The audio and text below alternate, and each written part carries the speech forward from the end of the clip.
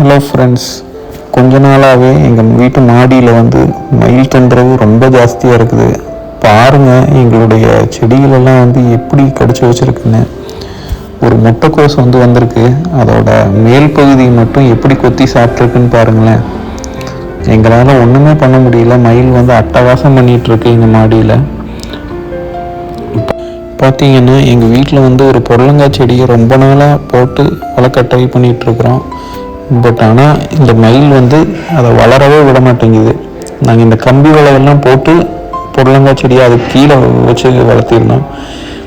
மயில் என்ன பண்ணியிருக்குன்னா, இந்த கம்பி வலை மேலே உட்காந்து அதுக்கு மேலே அந்த செடி விழுந்தோன்னா அதை கொத்தி சாப்பிட்ருக்குது.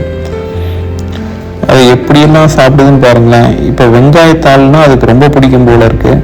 ஸ்ப்ரிங் ஆனியன் எதையுமே விட மாட்டேங்குது. இருக்கிற எல்லா வெங்காயத்தில் இருக்கிற லீஃபையும் மொட்டை அடித்து சாப்பிட்ட மாதிரி ஒன்றையுமே விட்டு வைக்கல.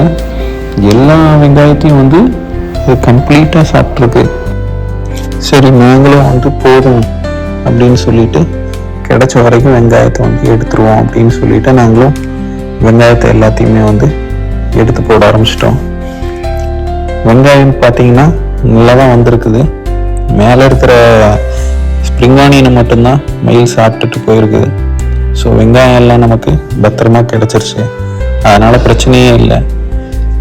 என்ன ஒன்று புடலங்காய் செடிக்கு தான் வளரவே விட மாட்டேங்குது. இந்த வருஷம் எங்களால் புடலங்காய் போடவே முடியல. அதனால் இந்த மாதிரி நிறைய அட்டகாசம் பண்ணது எங்கள் வீட்டு மாடியில். எங்களுக்கு என்ன பண்ணுறதுன்னே தெரியல.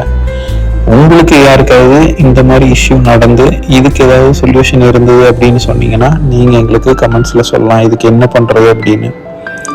நீங்கள் உங்கள் மாடி தோட்டத்தில் மயில்கள் வராமல் இருக்கிறதுக்கு ஏதாவது பண்ணுறீங்களா? அதை எங்களுக்கு சொல்லுங்கள்.